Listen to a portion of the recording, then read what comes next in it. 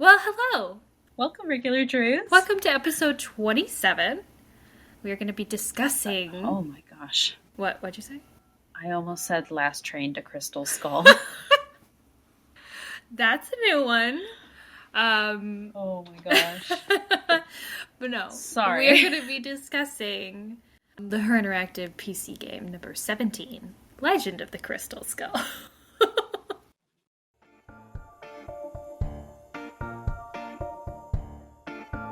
Well, aren't you a regular Nancy Drew? We sure hope so, and we hope you are too. Join us as we talk Nancy Drew cover to cover and click to click. Welcome to Regular Nancy Drew.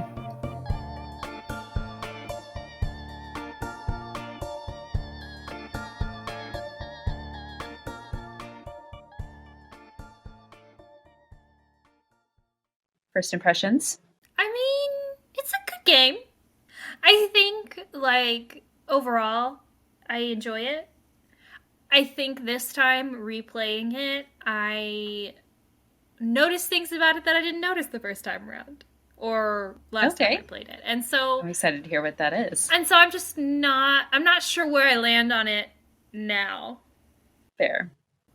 But I like the vibes. You know, I like the New Orleans vibe, the spooky vibe. So I appreciate it for that. But I think there are some problematic things in this. Oh yes, there's quite a few that I think we need to talk about. But overall, yes, definitely enjoyable. What about you, Corey? It's a solid game. It's very puzzle heavy, like we were just saying before we started recording. But like you said, I love the vibes. It's very rainy. It's raining the entire time that we're there. Bess is in this one. This is the very first time that we get Bess in the game. We don't actually get to see her, but we get to play as her for some parts of the mystery, which is the first time we get to play as Bess in the series. So very exciting. Do love the Bess element of it, although that's probably the most problematic parts of the game. Yep, so true. So true. We'll have to talk about the replay value as well, like you were saying, the things that you picked up on this time versus last time, and things that were very scary when I was younger and played this for the first time versus how they come off now. I still think it's super scary. Let me be clear. I still think it's super spooky, and I think they do a really good job at the spook. They do recommend at the very beginning of the game to play at night with all the lights off. This was a very devious thing because it just makes it scarier. I'd say that this is like the scariest opening of any of the games, maybe. Because there's a jump scare like right at the start, and that shot me through the ceiling when I was little. I jumped so high.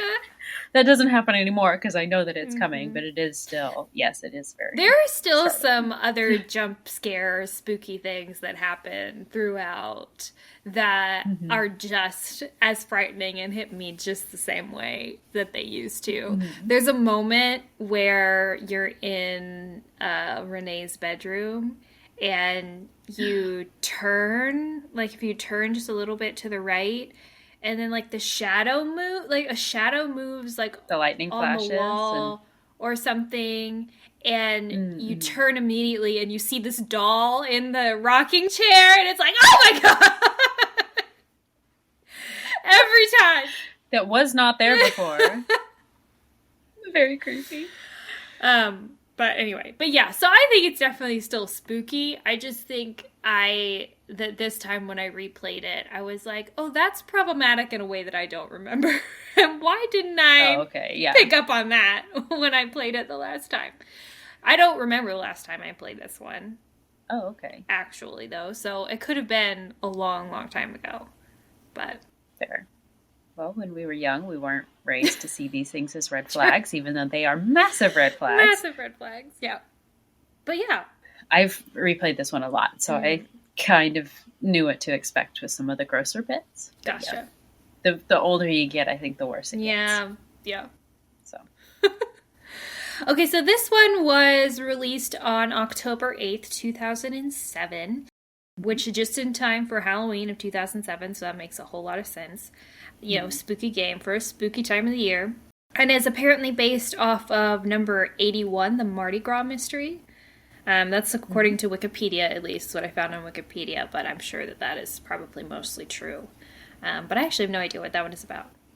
I have that one actually. I have not read it, but I was reading the back of it to kind of get an idea, and it does not seem like it's very similar. It's about Nancy and Ned like go to New Orleans because some guy has invited them there, and his father has a portrait of his late wife, and then the portrait is stolen. But then they see the late wife running through the streets of New Orleans with the painting or something. That's what the back of the book basically says. So doesn't seem super similar, but just we're going to New Orleans. A stolen painting in this game. That's true. That's true. But interesting. Interesting. Okay.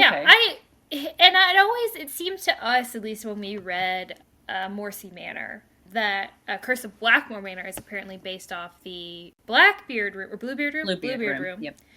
And Morcy Manor, but nobody ever brought up Morcy Manor as being an influence on that game that we saw. I've seen it on some lists, but I think it was mostly, the setting and a few names. The plot line itself was pretty different.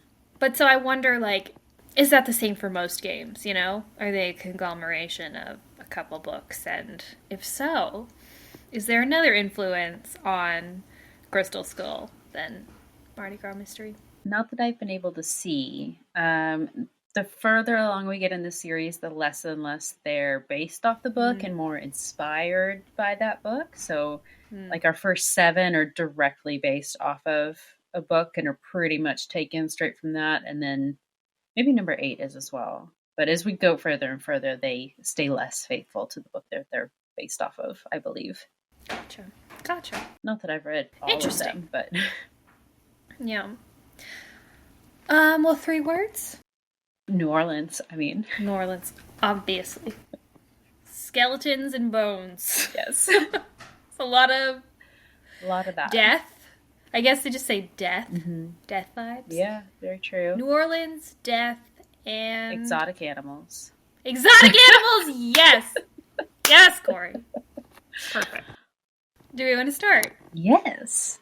This one starts a little bit differently. What is it? Number 16, I think, is the first one that starts with this kind of intro where instead of seeing just the main menu of new game, load or save game, we get Nancy's desk, and then you click on the case file on her desk to learn about the mystery and then actually start the game.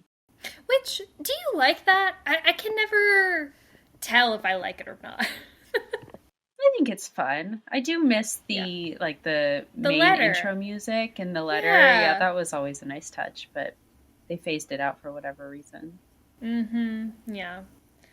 I think it's nice to be able to see Nancy's, room and everything kind of, but I think it's kind of weird because unless we're trying to establish Nancy as this character set in River Heights, then which it doesn't seem like we really are ever, except for in Alibi and Ashes, obviously. Nancy's always somewhere else solving a mystery, so why are we starting here? What does this have to do with anything? Who knows? But yeah.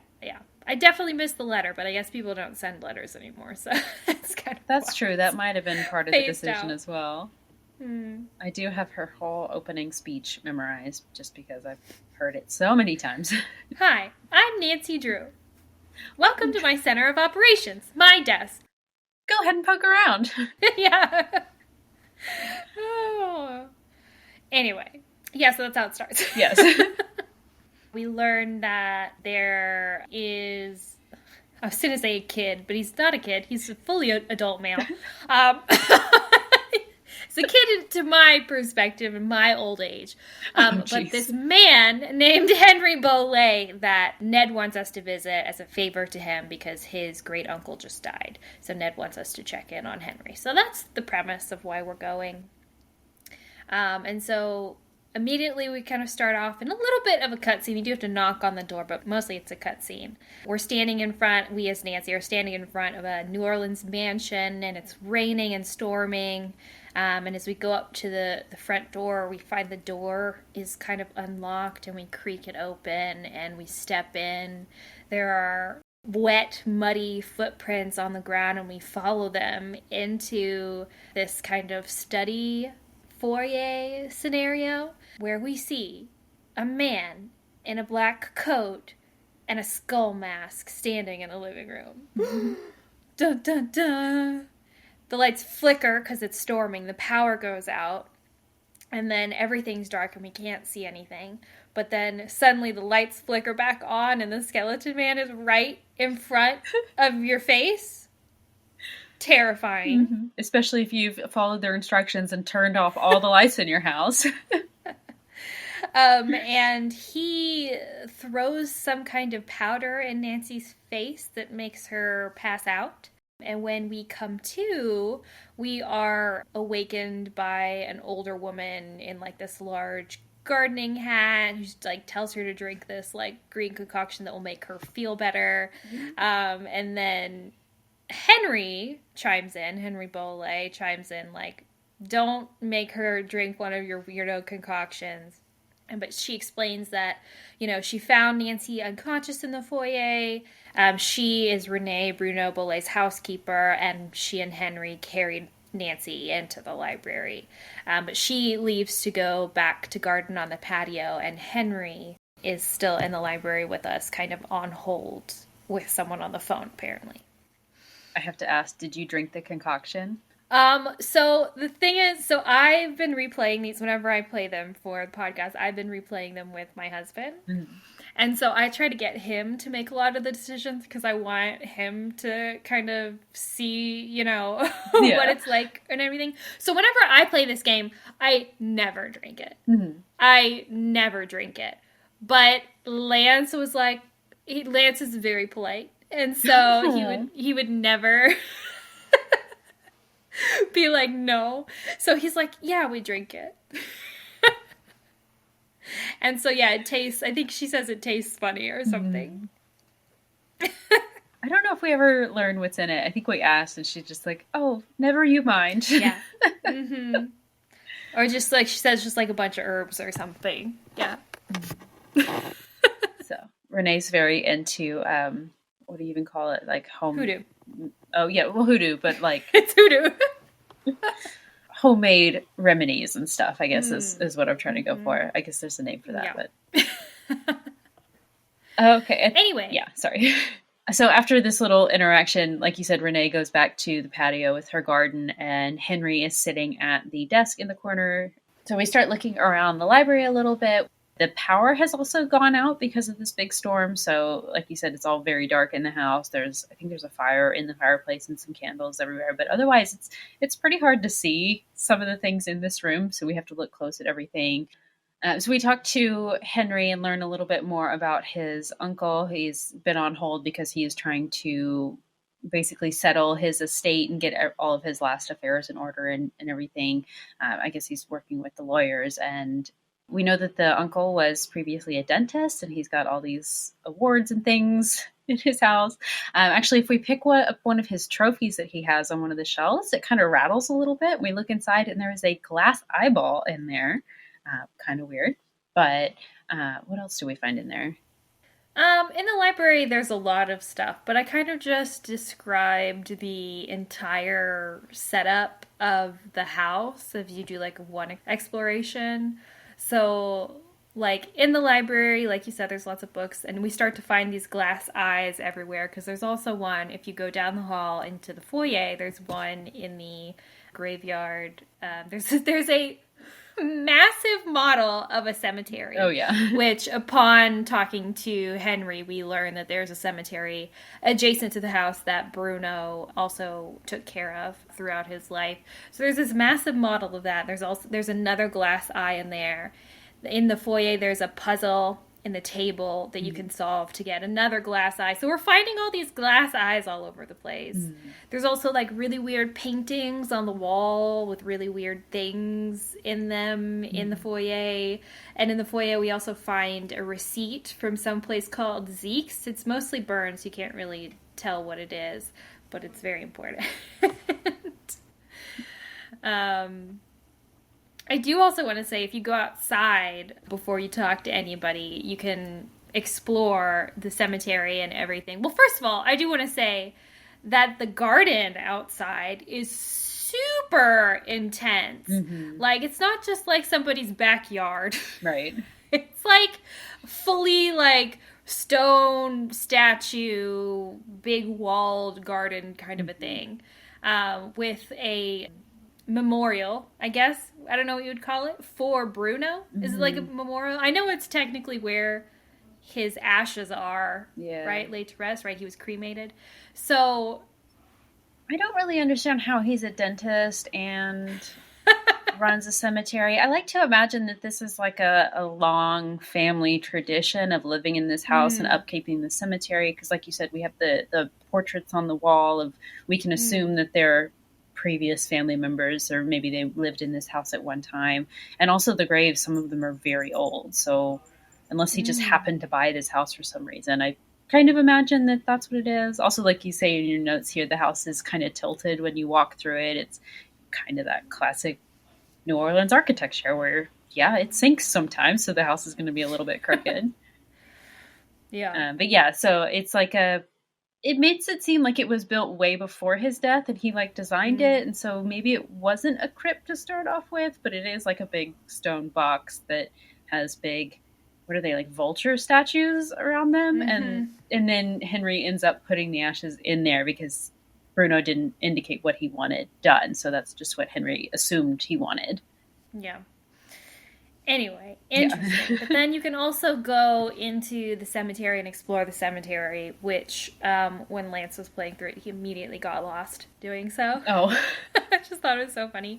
And I remember getting lost in that cemetery too, but obviously now I don't because I know it like the back of my hand. It's kind of like a maze. I mean, when you're in the garden itself, you're in point and click first person view, but when you actually like exit the garden and go into the cemetery area, it switches to third person view. So you just see Nancy's shadow walking up and down the different directions of where all the paths go. And there's that's a lot exactly of them. What I was gonna mention too, is that we don't just see Nancy's shadow. We see her silhouette, right? Body, like her silhouette, but it's dark, so obviously you can't distinguish any features or anything. But is this the first time we see Nancy Drew? Like we see her. We see her silhouette in Scarlet Hand as well. I know that. We sort of almost see her like bottom half in Shadow Ranch at the end, where Dave's thumb is over the camera. So we just see it's like Bess and George and Nancy on their horses, and we just see like their feet. Yeah. Anyway. Yeah. But this probably is the closest. I just thought we literally see Nancy's body moving in these shots. And so I remember seeing that while I was replaying it, and I was like, oh my gosh, we're seeing Nancy Drew basically, essentially. It was crazy. But anyway. So after exploring, giving the house a good exploring one time, that's mostly everything that we find. There's 2 bedrooms upstairs, but we can't go in them just yet. Yeah. We can go in one. Oh yeah, but it's empty. It's like a bedroom out of a freaking horror movie. Can we just say, first of all, it is so dark. I think this bedroom is the darkest room in anywhere in this place. But it's also like one solitary cot with like a white sheet on it. And that's it. There's like one candle on the nightstand. Yeah. That's it. Another eyeball in the drawer of the table. But I'm like, nothing in there. Who lives here? Whose room is this? I think maybe they cleaned it out after he died, because that would have been Bruno's bedroom, and I don't know. It's not like he died in that bed and they needed to sanitize it or anything. I don't know. Well, and we know Bruno has a bunch of stuff. Like, why is this room just so I know. creepy sterile? Like, what is up with that? Just more creepy vibes for the place. I guess I always assumed that it was Henry's room. And because Henry didn't spend a lot of time there, he didn't have anything in it. It was just like a bed. Because obviously he was off at school always, or camp, or military school, wherever he was. But then where did Bruno sleep? Because there's only 2 rooms. We're going to have to talk about the floor plan in a minute, because none of it makes sense. Okay. But we'll get there. Yeah. We have more to say than just the bedroom part for right now. Okay. But yeah, right. Sorry, we'll go back to the summary, and then we'll definitely... I have that in my notes, actually, when you talk about the layout of this house, because it makes no sense. So anyway, yeah. So upon talking to Henry, and I think you talked about this, we kind of talked about this a little bit. We learn more about Bruno. He was Henry's great uncle. We also learn that Henry's parents. So the reason why Henry is was under the care of his uncle is because his parents died in a car crash when he was 8, and so Bruno raised him. But not really, because he basically farmed him out. He sent him to a bunch of like boarding schools, summer camps, so that he was never really at home. Mm-hmm. But Bruno did name Henry as the executor of his estate. I think you already said that, actually. You said that. Oh, maybe. But it's so funny, this conversation with Henry, because Nancy is basically like explaining that she's checking in on him because Ned asked her to. Yeah. And Henry is so annoyed. You can tell that he also thinks that Ned is really annoying for having done this, being like, yeah, I mean, I don't really know the guy that well. He just seemed concerned and it was weird. So, go ahead, go off, explore New Orleans or whatever. I'm fine. Because she's there with Bess for the weekend. Did we say that? Yes. Okay. Yeah. But Nancy's like, well, I can't now, obviously. There was a man in a skeleton costume who blew smoke at me and I passed out. I can't just leave. Right. So she's like, is it okay that I stay and investigate this? And he's like, yeah, okay, fine. Whatever, do what you want. But he does tell her, be careful, because Bruno used to like to collect exotic pets, but he didn't believe in cages, so they just roam the property. So watch where you step. Yep. Oh my gosh.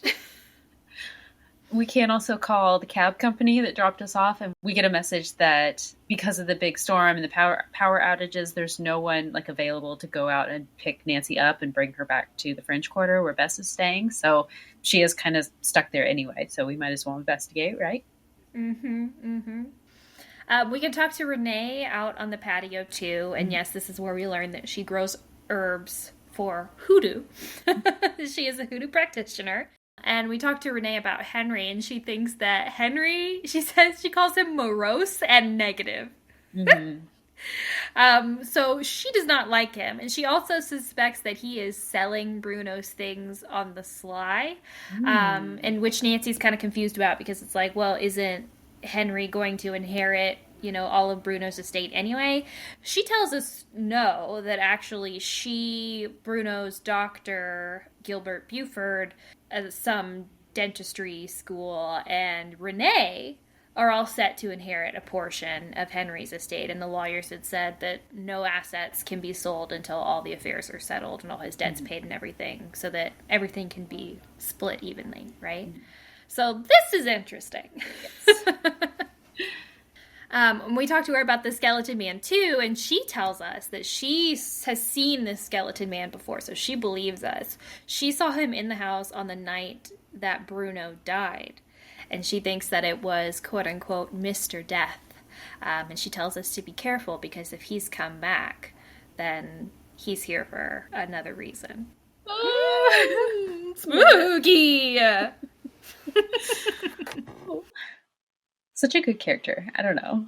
She's weird, but very well written. I love her.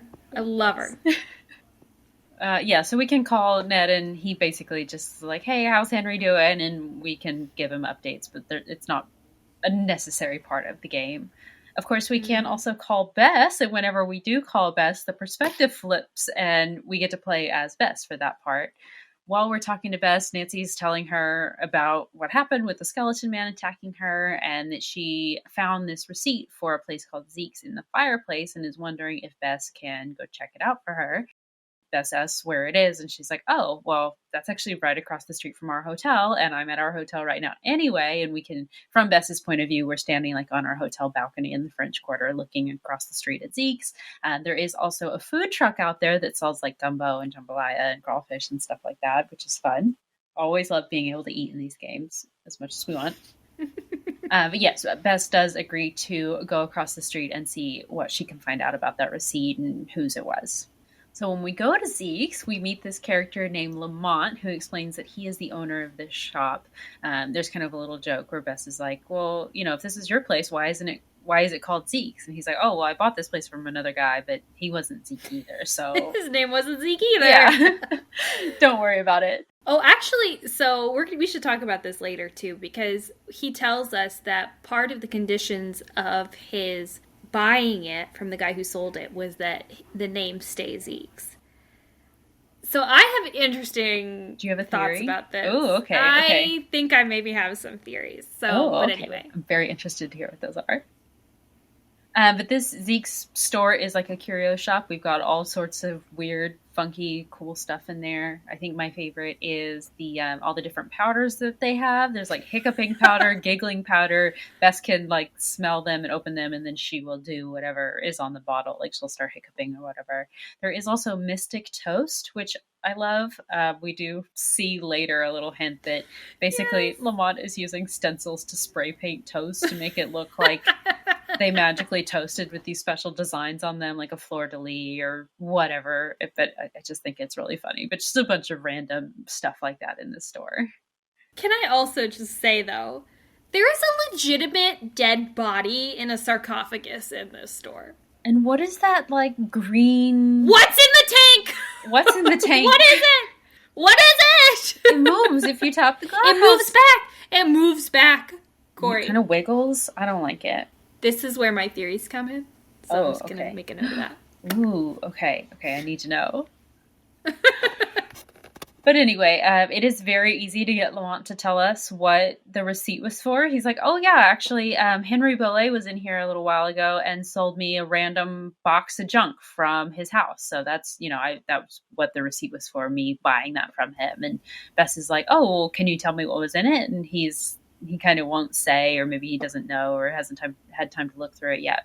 So yeah, basically what we end up having to do is set up the world's most complicated Rube Goldberg machine to essentially expose Lamont to this sneezing powder so that he has a sneezing fit so that we can go into the back while he's occupied sneezing to look into this terrible box. Excuse.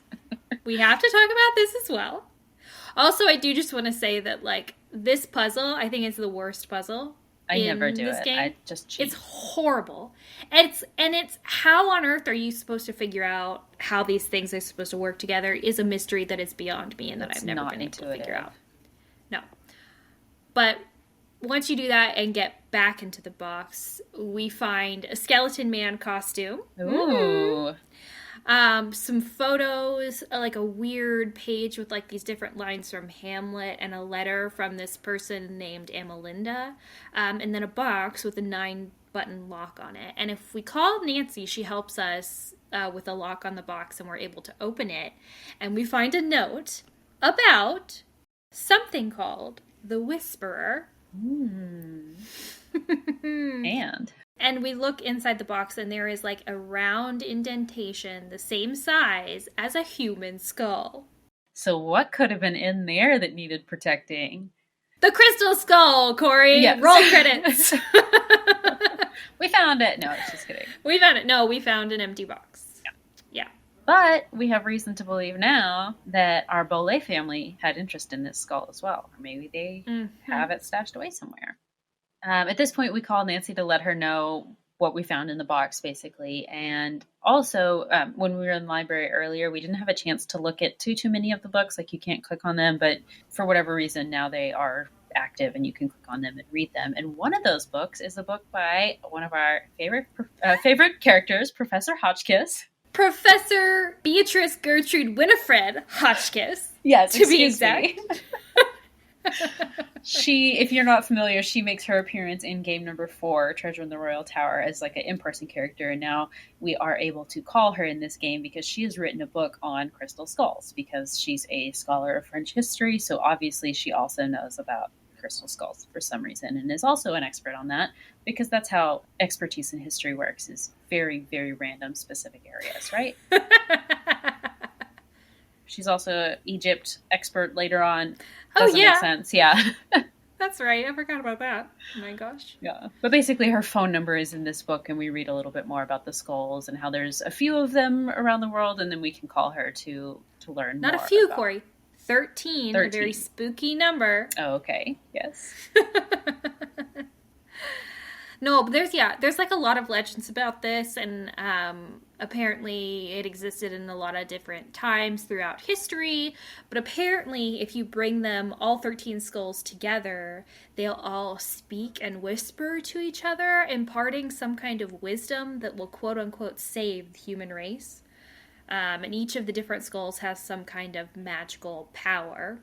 This book is specifically mentions the one called the Whisperer. Well, that's convenient, isn't it? But it talks more about that. But apparently, this skull gives its owner immunity to human ailments and immortality? Question mark? Question mark? Question mark? So that's very interesting. But most recently, it was owned by what the book calls a huckster named Curtis Caldwell, who Corey eventually settled in Baton Rouge and was later murdered by a dissatisfied customer.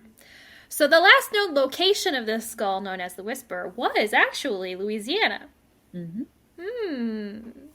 Very interesting. Our previous owner was murdered, so if Bruno was immune to natural cause deaths, we now have a bigger investigation here, don't we? Things are looking a little bit suspicious.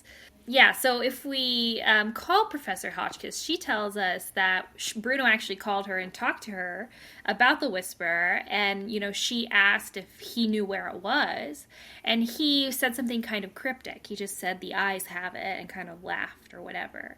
But she does tell us that, yeah, if Bruno did actually have the Whisperer and he died, Nancy should really look into that because, she would bet her bottom it wasn't a natural death. Ooh. So this prompts us to go talk to Henry. Of course, we immediately need to go see his death certificate. We ask him how he dies, and he says that he had a heart attack. The attending physician was his longtime doctor and friend named Dr. Gilbert Buford. We do also go and ask Renee for her side of the story on what she remembers from that night, and she tells us a little bit more about Bruno's death. She was actually home at the time that he died. She heard him collapse in the foyer in the front hall and came running in. And as soon as she enters the room, she realizes that Dr. Gilbert Buford is also standing in the foyer with him. So maybe he's just arrived, he's come from somewhere. So he starts performing CPR. Renee runs to call 911, but by the time she gets back, it's too late and he is gone. We do also need some paper at this point because we need to take a rubbing of something so that we can unlock something to get a key to go into the mausoleum, which we'll talk about in a minute. The Bolle family mausoleum. And so we asked Renee if we can have a piece of paper if she has any. And she's like, oh, yeah, no problem. I have some up in my room. Here's the key. So we get to go upstairs and snoop in the locked bedroom, which is Renee's bedroom. Yeah, if you go in there, it is very spooky. Like I was talking about, there is that spooky moment where you turn and see the doll and the rocking chair, and it's very creepy. But we see, so she's got a bed in there. In her nightstand are all the Cocoa Kringle bars. She asks us to grab a Cocoa Kringle bar for her. Can we just talk about the amount of Cocoa Kringle bars that this lady hoards? Oh, yeah. There's 100 in there, there's probably. Yeah, easy. And also, you as Nancy can just continuously eat them. You can eat as many as you want. The screen goes green, and Nancy's like, oh, this wasn't a good idea. Also in her room is a spooky-looking chest that is locked that you're able to open through a puzzle that has a book on spectriloquy on it. I believe that's how you say that, which is apparently a hoodoo language or written hoodoo. I don't know. It's a symbol language, yeah. Yeah. And also, if you turn, there is symbols in this hoodoo written on the wall in red. Honestly, looks like blood. Super creepy. Also, when we turn to look at it, there's a big flash of lightning, so it's just very startling. Very spooky. So if you go downstairs and ask Renee about this, she tells us that she's painted these symbols on the wall because there's a spirit living in the wall, and it was whispering this phrase to her. And so she painted this word that she heard it whisper on the wall, and the spirit hasn't spoken since. I wonder what it means. I know what the words are, but I wonder what the meaning is. Yeah. It's very interesting. We'll have to talk about this later, too. Yeah, was Bruno into hoodoo, too? Because why would he have those specific... Anyway, sorry. I have thoughts. Yes, okay. I have lots of thoughts. I'm so excited.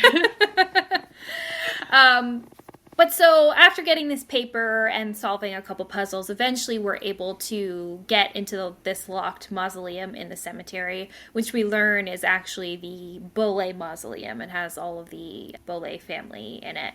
But when we approach it, we see Henry outside, like on his knees on the ground in the rain, just sobbing.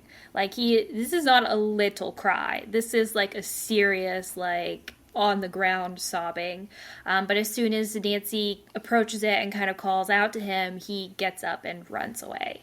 It's very sad. So when we go inside the crypt, we see all the different Bolles, but we also see the names of Henry's parents in there. It's just honestly so freaking heartbreaking. But yeah. So inside the mausoleum, there's honestly not that much to do in the mausoleum. All that we're able to find in there is a painting of presumably Henry's parents inside there that's missing from, there's like this empty frame in the foyer, and we can go in and replace it. Which, his mom is Dr. Irina Predovicu from Danger on Deception Island. Did you notice that? No? Mm-hmm. They use the same, like... Oh, okay. Yeah, same image. Okay. But it's not actually... Okay. I mean, it's the same woman. Me... Interesting. Mm-hmm. But no way, because I think the date of their deaths was in the 90s, right? It would have been, yeah, I'm sure. So, and Danger on Deception Island was released in 2000-something, mm-hmm. So... It's not the same character, but it's the same woman in the picture. Right. Yeah, I don't know why they chose to do that, because it doesn't make sense in the timeline-wise, other than just putting in an Easter egg. Or maybe they were like, oh, this is a stock photo that we have. Let's use it again, you know? So. Yeah. Sorry, anyway. Yeah, if you replace the painting from the mausoleum in the foyer and then put those paintings in a certain order, the correct order, it opens a secret passageway that we can go into. Of course the spooky old house has a secret passageway. Yes. When we step inside, we can overhear Henry talking to someone named Summer, who's apparently, like, hitting him up for money. Mm-hmm. He says, we can't hear Summer's side of the conversation, but we just hear Henry saying, like, I don't have that kind of money, but I can get it. I will soon. Don't worry. Interesting. What's going on there? It's a financially abusive relationship. We have to talk about this later, too. At a minimum, that's what it is, yeah. Mm-hmm.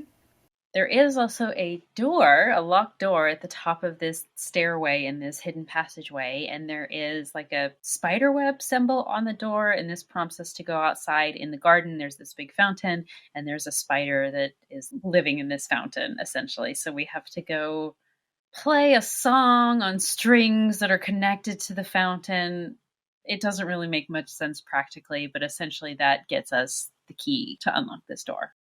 Well, the way I kind of assume, Corey, is I assume that this spider was one of Bruno's exotic pets. Oh, maybe. And that he trained this spider to move when it heard this particular string of notes. Probably. That makes sense. I mean... But anyway, we can get the key, and now we can go back up into the secret passageway, and we find a junk room. It looks like... It's not an attic so because it's in like the corner between the empty bedroom that we can assume was probably Bruno's and where Renee's room is. Oh, okay. So the only way to access this room is through the stairways, and the only way to leave is to go through a panel in the wall through Bruno's room. So it's just a room full of junk that looks like somebody's attic, but it's not the attic. From the outside, we can see that there's a third story, but we'll talk about that later when we talk about the layout of the house. Fascinating. So there must be an attic or something, but there's no way to get up there. Anyway. Unless there are more secret passageways that we don't know about. Yeah, there would have to be, right? But in this attic room, there's like a desk where Bruno has a bunch of different like notebooks, and there's a photo on the desk of him with a bunch of men dressed like skeletons, and he's receiving his skeleton man costume in the photo.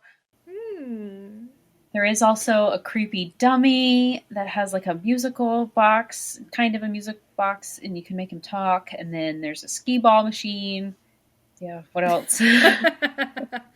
I think the most important thing in this room that helps us solve like most of it is the handwritten book. Yes. From Bruno that has all of these different stories in it that basically correspond to different puzzles throughout the house that we have to solve to get glass eyes so that we can put them in this thing so that we can solve another puzzle.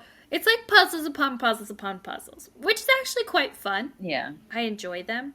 But the way that they're all strung together is they're all in one clump. You know what I mean? Mm-hmm. It's like all the puzzles are together for this one thing, which is fine. It's just... they all lead up to the big puzzle, you know? You put them together and that's the...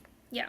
But. Another couple notable things that we see in here is near the picture on his desk is a letter of acceptance from the Jolly Roger crew to Bruno Beaulais. And from that letter we also learn that someone named Dr. Gilbert Buford sponsored his initiation into this crew. So we really had to talk to this Gilbert Buford guy. There's also like a calendar on his desk that if you flip through it, you notice there is a skull and crossbones marked on a day every single month with a note to the side with like a different location. And what we learn eventually is a password. Very interesting. At this point, we can talk to Henry again because we overheard him talking to Summer, and we confront him again about selling Bruno's things, telling him, we know about Summer, right? We know that you need cash for Summer. You're selling Bruno's things to get cash for the Summer person, aren't you? And he admits basically that he is trapped in a moderately abusive relationship with this girl who just essentially extorts him for stuff. She asks for like a new sound system, a flat screen TV, and he's worried that if he doesn't give her what she wants, she'll dump him. Oh, which poor Henry. Letter, man, letter. I mean, best. I don't know what to tell you. But anyway, so if we agree to not say anything about selling Henry's things to anyone, he gives us one of Bruno's glass eyes that he has on a keychain. There is a total of 25 glass eyes that we have to find in this game. And we need them all. So we need this one. Oh my goodness. Yeah. We can also ask him about the box of Bruno's stuff that he did sell, and he tells us that he didn't open the box, but there wasn't a crystal skull as far as he knew in there. At this point, we do get to contact Dr. Buford. We call his physician's office, and we are told that he is all but retired now, but he mostly spends his time at this gumbo stand down at the corner of Rampart and Dumaine Street in the French Quarter. What a coincidence. That's directly across from the hotel where Bess currently is. So we get back on the phone call with Bess and we're like, hey, Bess, can you, go see if you can see this doctor hanging out around there anywhere? And she's like, actually, I think I might see him down there right now. So let me go over there and talk to him. So we go over and talk to Dr. Buford to kind of introduce ourselves. He is immediately very creepy and starts hitting on Bess. Ugh. Let's also be clear, he's definitely an older man. Like, he's not in his 40s or his 50s. He's probably at the very least 60 plus. Well, he's retired, so yeah, he's got to be up there. Retired, but he also, like, visibly looks like an older man, right? Right. And Bess is supposed to be 18 years old. Mm-hmm. And Bess even sounds uncomfortable, too, when he says these things. She's just like, anyway, giggling. Can you tell me about Bruno? He's also kind of weird about Bruno. He's like, oh, yeah, I might have been Bruno's best friend, but he was certainly not my best friend. But she starts asking him about the day that he died and stuff. And he's like, oh, yeah, I was going over there to see him and just so happened to walk through the door when he was reading this letter. Like maybe he had just come to the door because the mail was delivered and he was getting it out through the slot. So that's why he was right in the foyer. But as soon as I walked through the door, he just kind of collapsed on the floor. And like Renee said, he started doing CPR, but it was soon too late.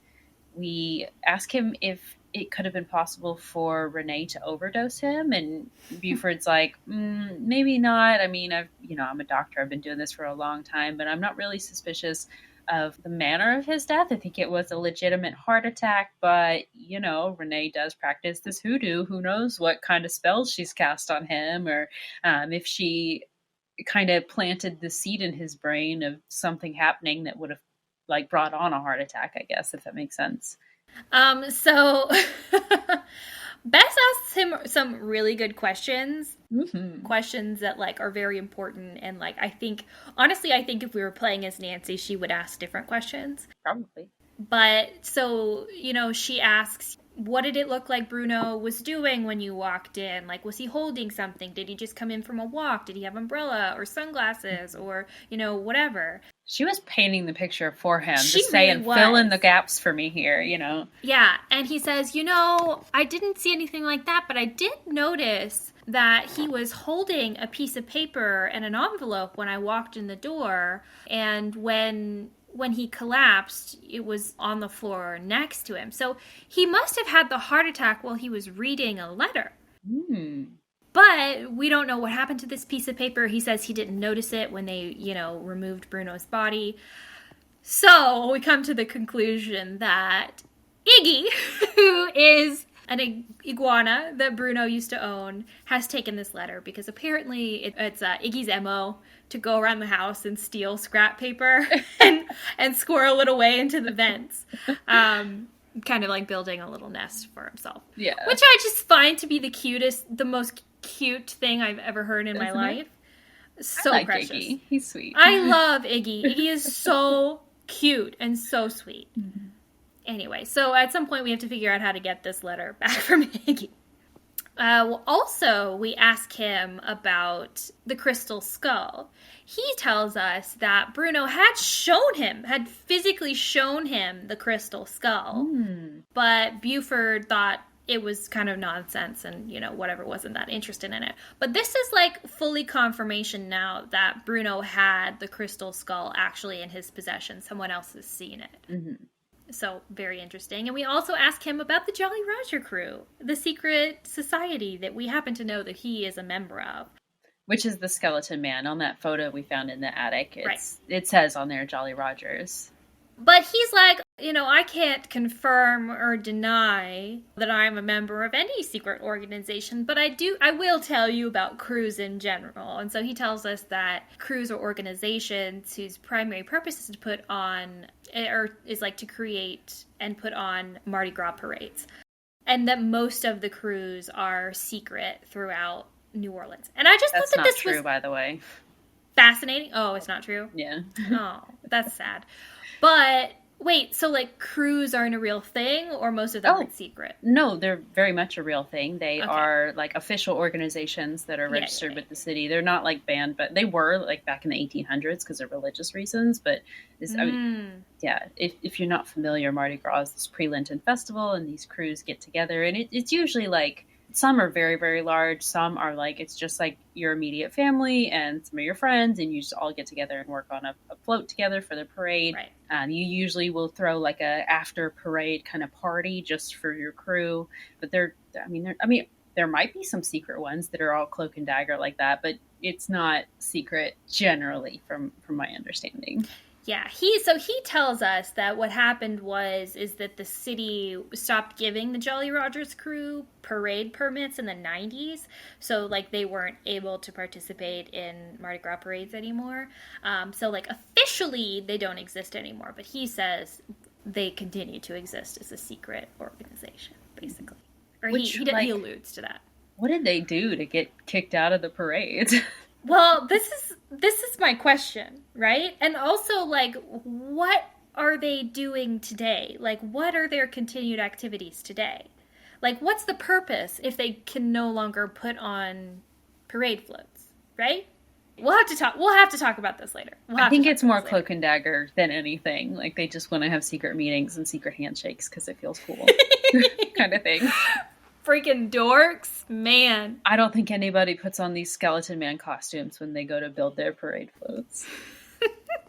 Anyway. Oh, we got to talk about Iggy and the vent system. When you go into the attic room, there was this like little mini wardrobe thing, and inside of it has a bunch of, I think it's 4 different options for outfits that you can dress up Iggy in, like 4 different hats, 4 different little things to put around his neck, 4 little accessories, and you can dress him up as a mailman, an eye doctor, a clown, or what is the last one? A pirate. So if you give Iggy a loquat, which there is a loquat tree in the backyard, and we have to go fight some wasps, and it's a horrible little mini game, puzzle, whatever it is. It's awful. You have to go collect these loquats, give Iggy one, and then he will allow you to dress him up, and whatever you dress him up as, he will bring you a corresponding item. So you dress him up as the mailman, he will bring you a letter. What letter does he happen to bring us when we dress him up? Of course, he brings the letter that made Bruno collapse in a heart attack. I do have to just say, it is like now my dream to own an iguana that will let me dress him up as different little costumes. It's the cutest thing. But anyway, total side note. No, I'm in favor of it. Also, if you dress him up as the eye doctor, he'll bring you another glass eye. If you dress him up as the pirate, he will bring you a little locked pirate treasure chest thing there's like a letter keypad on it, so you have to put in a word. And then if you dress him up as the clown, he clowns you and then runs off with the loquat and doesn't give you anything. So yes, but we do get this letter and we read it, and it is a letter from a lab that was doing tests on the crystal skull to kind of not carbon date it, but whatever Hotchkiss tells us about how they determine the age of the skull has something to do with the age of the tools that were used to make it. So if there's a bunch of tool markings on it, we can assume that maybe it wasn't an older skull because modern technology somehow can't make a crystal skull. I don't know. No. She was just saying that like the tools used to make it, you can tell the tools used to make it, and depending on what those tools were, we can know when those tools were in use and like around what time the skull was actually made. So just like a dating, a way to date the making of the skull. Gotcha. So yes, this lab dated this skull, and this letter says, actually, your crystal skull is a fake. We can determine that it was not created using 19th, 18th, 17th century technology. It is newer than that, we know. So, yeah, enough to give a person a heart attack, I guess, if you think you have this, like, multi-million-dollar piece of crystal, and then all of a sudden you learn that it's a forgery. Well, Corey, I think what we're supposed to understand from this is that, so throughout the game, we're kind of led to believe that, like, the owner of the skull is, blessed with a long life, is not able to die from common ailments. Mm-hmm. And so Bruno, having the skull, believes he is safe from all common ailments, but the moment he realizes the skull is a fake, he has a heart attack. Mm-hmm. That placebo effect goes away instantly, doesn't it? We have to talk about that later, too. But anyway. Yes. So we can call the authenticator, and we're like, hey, let me ask you more questions about this letter that you sent Dr. Ballet saying that his thing was a fake. And the guy's like, I never said that. And it's like, what? He's like, no, I sent Dr. Ballet a letter saying that it was 100% authentic. Like, it was definitely something that was centuries old, So Nancy's like, oh, that's really interesting. Thank you. Need to go look into this more. Bye, basically. Mm-hmm. But yeah, so it seems as though someone has sent a forged letter to Bruno to make him think that the skull was a fake, when actually the skull is real. Someone is very clever. Spooky. But yes, so if you dress Iggy up as a pirate, he brings you a locked treasure chest that has a little lock on it. And the lock says that we need to enter the word that they begin every Jolly Rogers crew meeting with. So somehow we have to infiltrate the next Jolly Rogers meeting, which, oh, by the way, happens to be tonight, if we look at the calendar, and happens to be where, Corey? Rampart and Dumaine. On the corner of Rampart and Dumaine, where everything else has been in this game. So what do? We call Bess. We always have to do. Plan A is call Bess. we have got, this is another thing we have to talk about in This depth. whole scene. Well, so much. Just so much. But anyway, yes. So we call Bess, who reluctantly, there's a couple, you can, as Bess, you can say, no, absolutely, no, I'm not doing that. I won't do that. I refuse to do that. But then eventually, obviously, to move the game forward, you have to do that. So Bess says, but of course, I'm, going to, because otherwise we're just going to be stuck in New Orleans until we solve this mystery. So as Bess, you break into Zeke's to get the skeleton costume from the box. To be able to get into this Jolly Rogers meeting. And so Bess dresses up as a pirate. She gives, if you have to give the correct password, which this time I almost gave the wrong one. Oh, really? Because I know the password is Scuttled Bones, but I didn't realize that you could scroll down to see, there's a lot of different options to give them. And so I just saw Scuttlebutt or something. I was like, oh, click on that one. But really quick, I had to click on the right one when I realized what I had done. Oh, good. Which worked. So she's able to get in, and they start talking about some kind of New Orleans policy or something. It's not really clear what they're talking about. But as they're talking, Bess's cell phone goes off. And she's like, oh, shoot. And she tries to go and turn it off. But every single head in the meeting, every skeletoned man head turns and looks directly at Bess.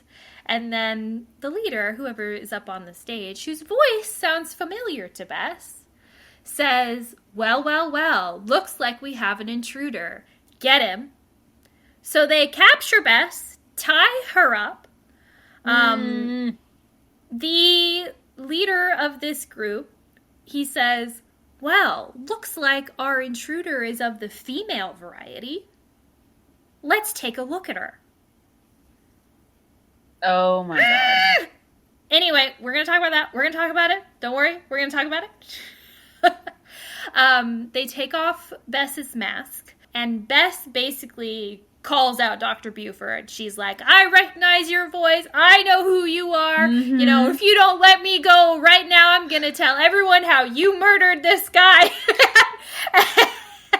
and Gilbert Buford is like, whoa.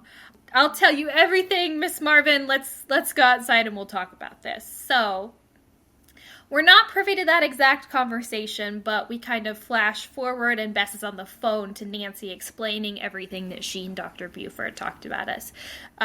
She tells Nancy that apparently, with his dying breath, Bruno told Gilbert to steal the painting of Henry's parents and lock it in the crypt, so that way Henry would end up winding up with the crystal skull. So he stole that painting right after Bruno died and put it in the crypt as he asked. But he regretted it because he realized that he didn't want Henry to have the crystal skull. He wanted the crystal skull. So what he told us earlier about not being interested in the skull was absolutely untrue. He's actually very interested in it.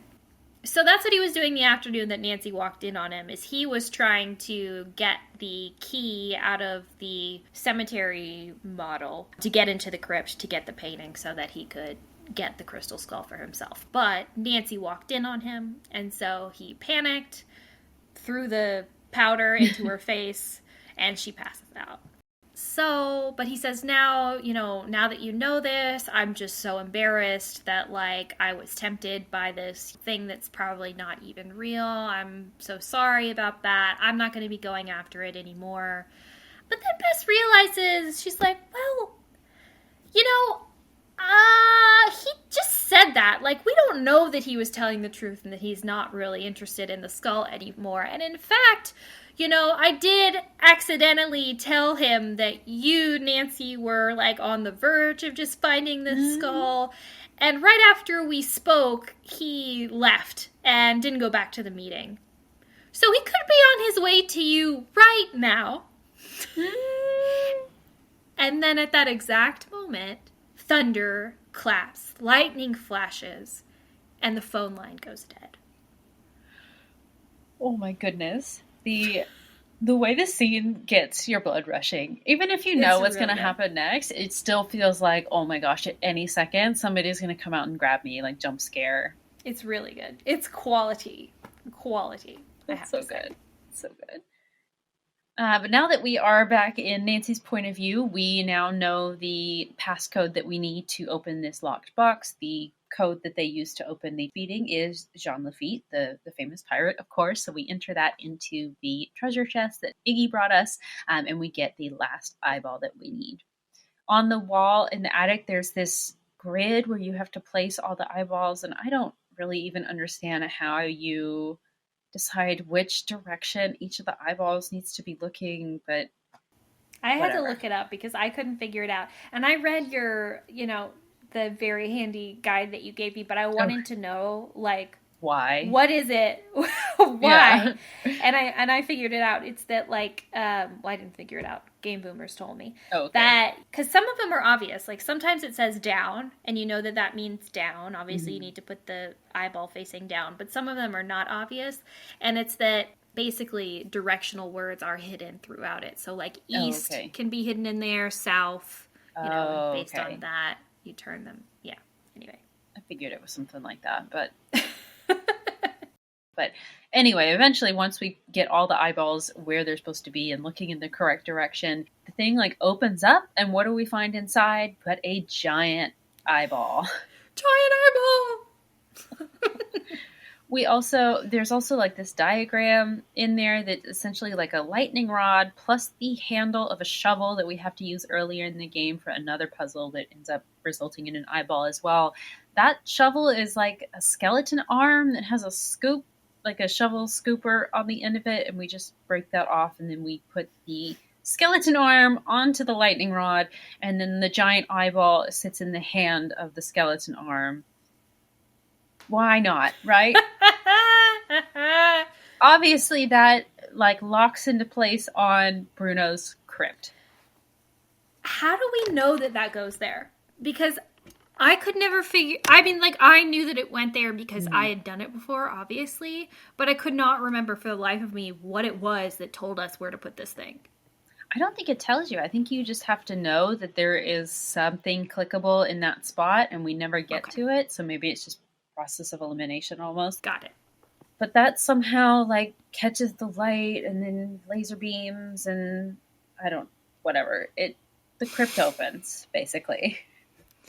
Yeah, well, we have to talk about this too later, because it's that lightning strikes the top of the crypt, which directs itself to the eyeball, which shoots... I don't know if it's a laser or if it's, like, just, like, electricity from the lightning. Both? Why not? To open up a chamber beneath the crypt. How did a dentist make this? First of all, why does the dentist have an obsession with eyes? Second of all, shouldn't it be teeth? He's not an optometrist. He does also have an obsession with teeth because there's lots of teeth-themed structures in his home. I mean, I know he's missing an eye, but, like, wait, why is he missing an eye? Why? We never learn how he lost his eye. So bizarre. Questions. Anyway. But yeah. Do you want to take us to the big reveal? Sure, I can, yes. So this chamber opens up beneath Bruno's crypt. And, of course, we step down the steps. And what do we see, Corey? We see the beautiful crystal skull. Which looks yellower than I remembered it. Yeah. It's not bright and shiny like it is on the cover. It's a yellowed crystal, which is fine, probably normal. But, like... I just thought that was interesting. I was like, it's a weird color. But anyway, we go to take the skull, and as soon as we grab it and turn around, and who appears above us but Renee? We turn around, the top of the chamber starts to close in on us, and so we're like, hey, Renee, help us get out or whatever. And she says, yeah, toss up the skull, and I'll help pull you out. So, of course, Nancy tosses up the skull, and Renee smiles sinisterly and walks away as the top of the crypt closes above us. Will Nancy never learn to not hand some random person the treasure before being able to escape? How many this is like the tropiest of tropes. This happens all the freaking time. And Nancy is always so shocked and surprised when it happens. You think that after a certain amount of time she would be like, no, I'm not going to hand you the freaking thing. Just take my hand and we can talk about it. You know what I mean? Like, you think by now she would have clued in to the fact, like, oh, this is probably the bad guy. Right. I was going to say, at least she doesn't sustain a head injury, but she does at the very beginning. Oh, you're right. Yeah. You're right. I mean, she's knocked out. It's not like he hits her over the head or anything, but that's still really bad for your brain to be unconscious. Like, hit the ground. I'd consider that an injury. You'd hit your head on the floor when you landed. Yeah. But yeah, so at least there's not that in the culprit reveal. We've already got that out of the way. Medical emergency right at the start rather than the end. It's true. Although this is over all the course of the same day. True. Which is very impressive on Nancy's part to find a lost historical object in less than 24 hours. With Bess's help. 2, also, she could have had a concussion this entire time.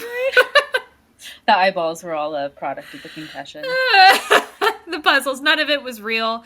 Henry was like, why do you need this benign keychain I have? And Nancy was just like, I need it! Give it to me, Henry! I'll tell everyone about your little girlfriend otherwise. Sorry. All right. Crazy lady. Get out of my house, Nancy. Anyway, so we're trapped under this crypt. I guess it's a crypt. It's not really a crypt. There's nobody in there. This memorial. And we're like looking for a way out. There is a puzzle on the back wall that is a memory puzzle that you have to solve and click matching icons to reopen it. This is so stupid. I find this one so stupid as well. Because, like, why would this be what gets you out? Shouldn't there just be, like, a lever or something? Why are you putting a puzzle down here that literally a toddler could solve? Yeah. And it slows down the progression of the end of the game. Like, it should be something, like, real quick. You can just get yourself out and then go chase the culprit for the big, exciting reveal. It should either be that, or it should be something that, like, you have to have specific information to solve. Mm-hmm. But it's neither of those things. You know? And we're trapped in this, like, concrete room. Obviously, if there was a way out, we would have gotten through there. But the way that we can solve this puzzle is because lightning is flashing, and that's how it, like, lights up the wall and we can see it. So how do we see the lightning flashing if we're trapped in a crypt underground? That is such a great point. I hadn't even thought about that. I don't get it. Like, we shouldn't be able to see this puzzle, let alone solve it.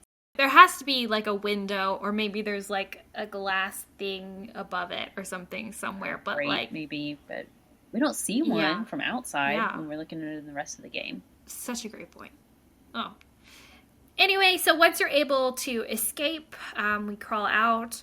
We see muddy footprints left by Renee, and so we follow those into the cemetery, and we hear a boat engine rev.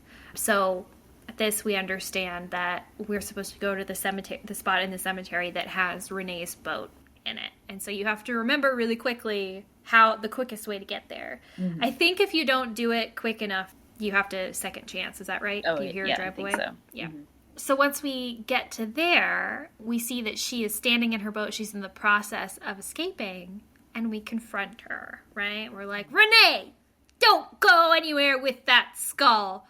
But she tells us that everybody else, all the other people who have owned this skull, have been unworthy. And I am the only rightful owner of this skull because I want to reunite all the skulls, and I will, and hear what they're going to say about the universe. So she tells us that she's the one who swapped the authentication letter to make Bruno think that it was a fake. And I guess she inadvertently caused his death in this regard. Yeah, I think you could argue that she didn't intend for him to die, just to scare him into maybe giving it up or saying, I don't want this anymore because it's fake, you can have it, but he did die, so... Yeah. Ugh. But at this moment, Bernie the alligator, who we do meet previously, he's another pet of Bruno's, who he used to feed marshmallows to. How sweet is that? So freaking cute. Every time you go to the swamp and bump the log, Bruno growls and or it's not Bruno, sorry. Bernie, very similar names. Bernie growls and opens his mouth, waiting for you to throw marshmallows in. Treats, please. So precious. So anyway, he swims up, and we bump the log. If we bump the log, he'll growl and open his mouth and bump into the boat, scaring Renee and causing her to drop the crystal skull directly into Bernie's mouth, where he promptly chomps down and swims away. Yay, Bernie!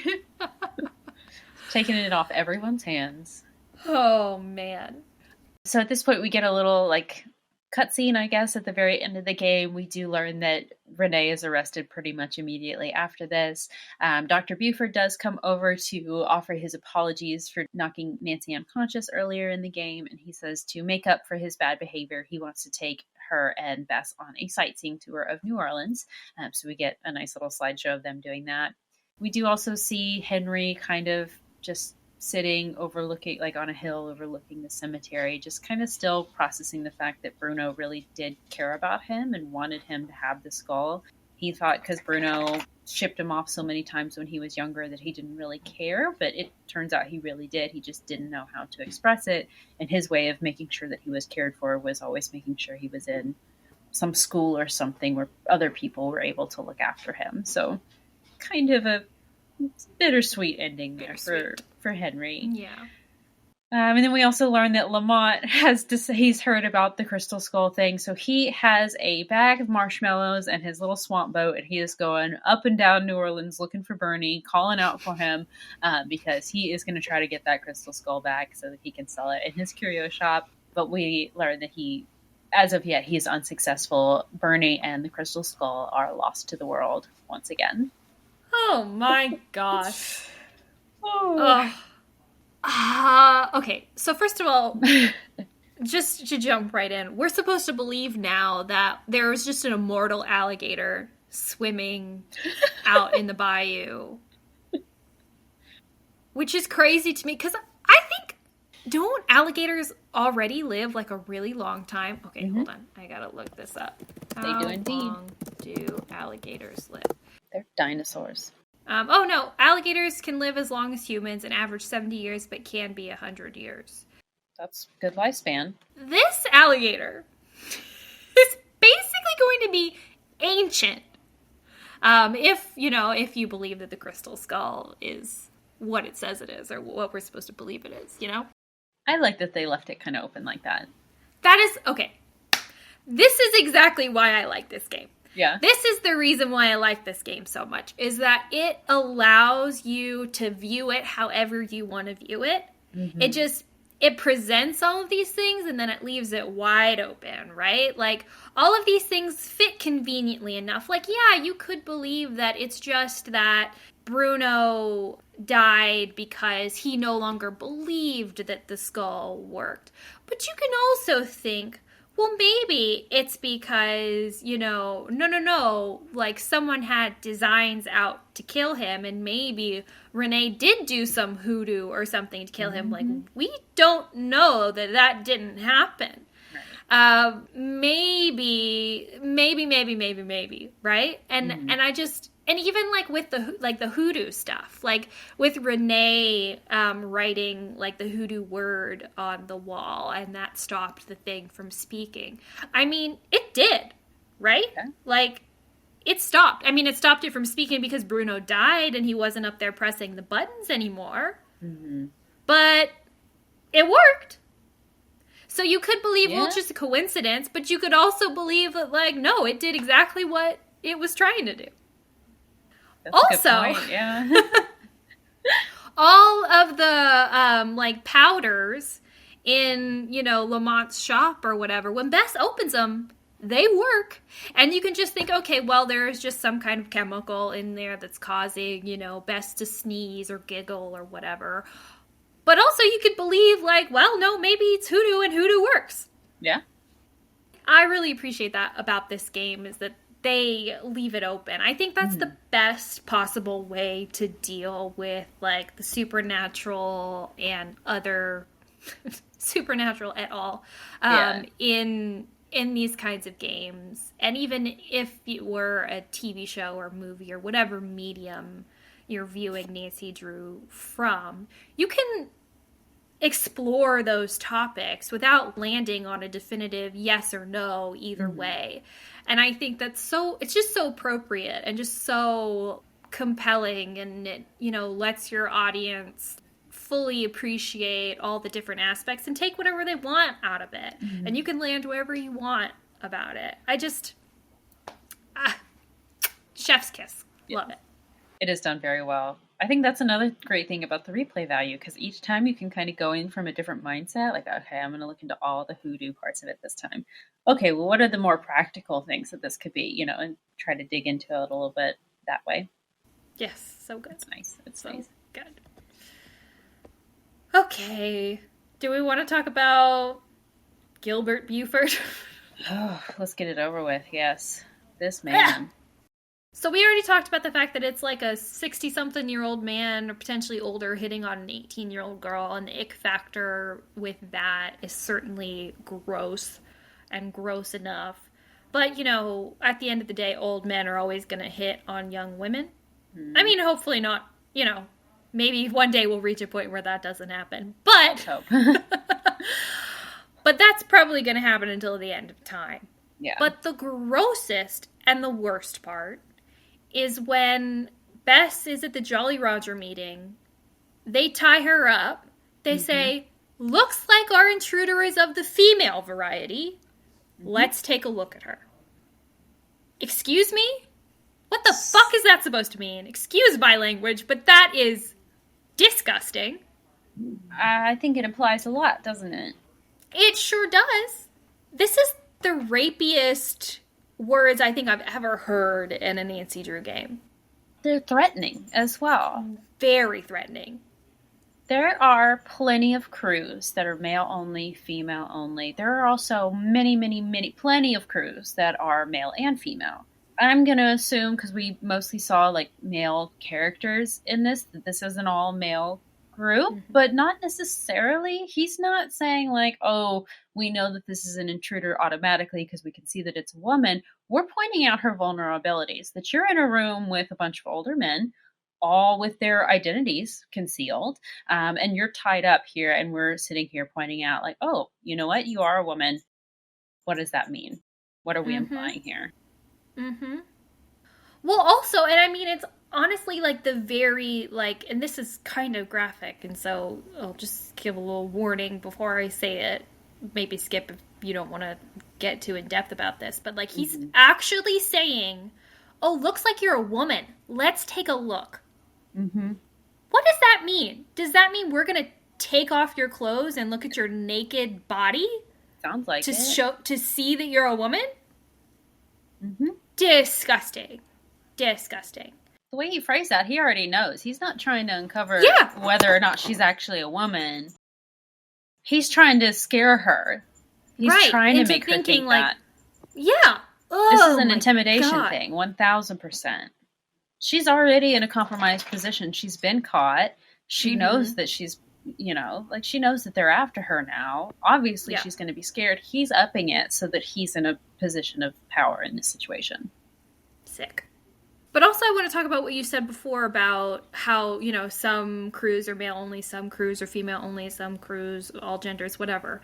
But you said, or I believe, you can correct me if I'm wrong, but earlier I think the reason why he said that the city stopped issuing them permits was because they didn't want to let certain people into their crew, right? Oh, I didn't catch that. Okay, that sounds familiar, He doesn't specify what the characteristics of people were that they didn't want in their crew.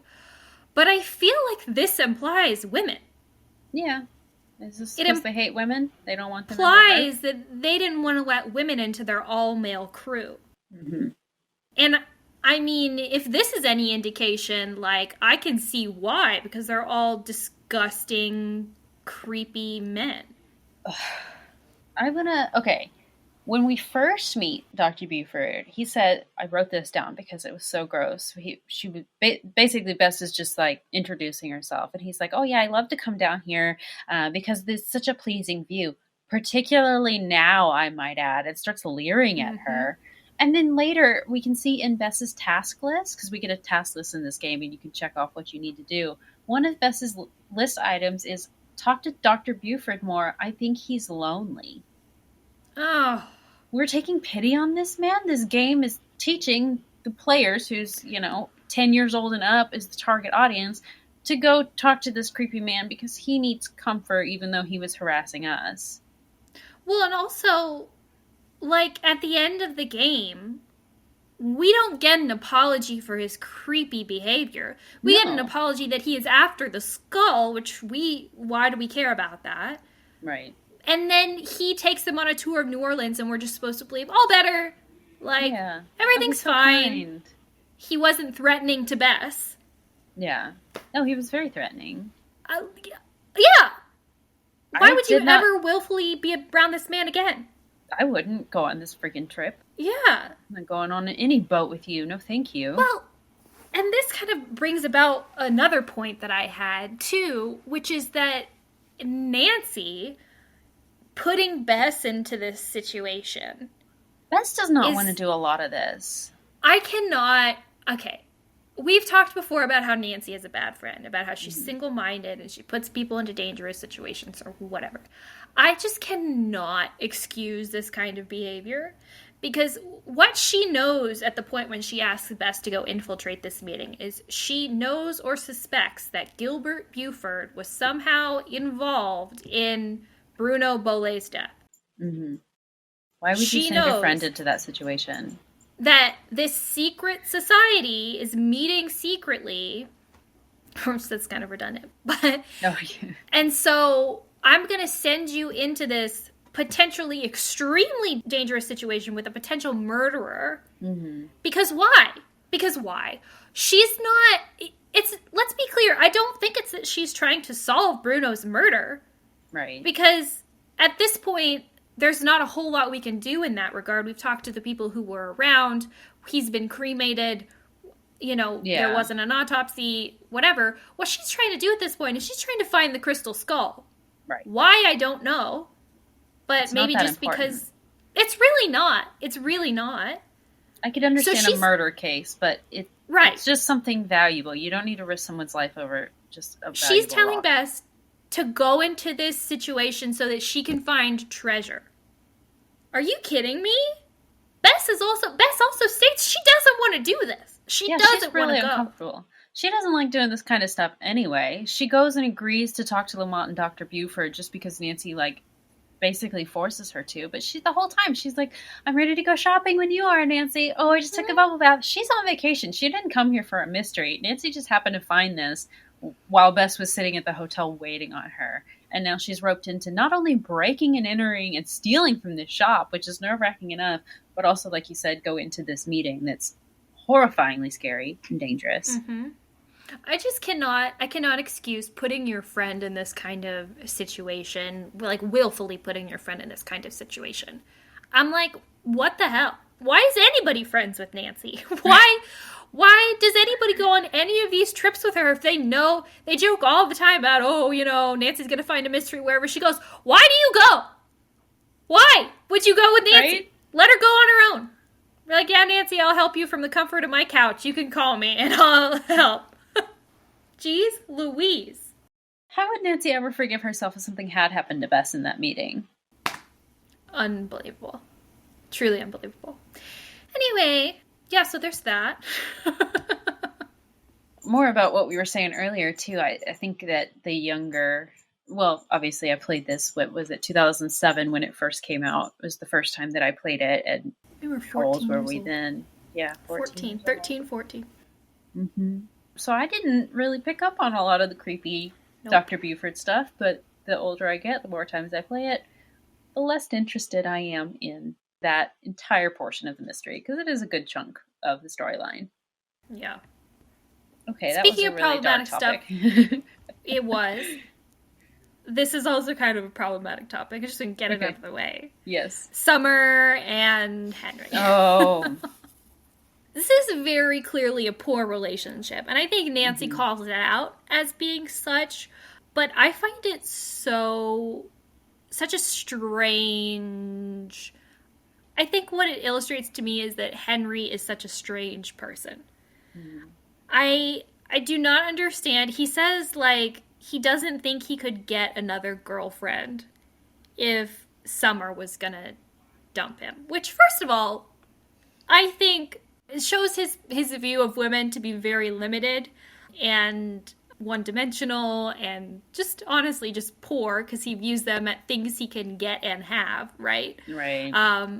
But also like a weird self-image problem. Definitely self-esteem is an issue Yeah. there. Like he thinks that, he's not worthy of love, which just doesn't, I feel like just doesn't vibe with the rest of the portrayal that we get of him. Because I feel like in all respects, he seems like a very independent, kind of self-sufficient, someone who like has a way of like achieving the things that he wants to do, even if it's not like above board, i.e. like selling Bruno's stuff.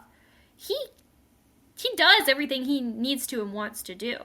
So like he's a capable person. He has been named the executor of Bruno's will. He's dealing with all of like the, administrative stuff surrounding that, probably paying off Bruno's debts and stuff. I just don't understand how like we're supposed to see him as like this undesirable person because he just doesn't seem like that to me. But I don't know.